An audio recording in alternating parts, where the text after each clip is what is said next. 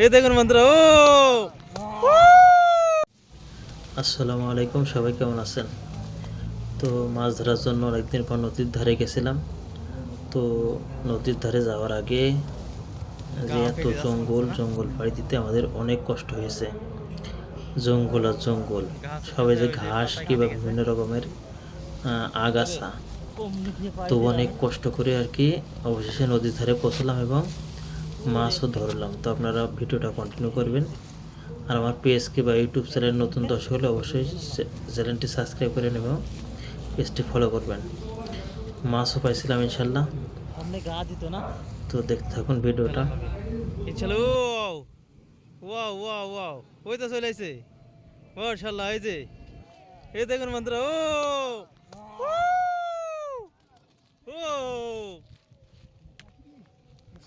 ও দেখ, মাশাআল্লাহ মাশাআল্লাহ।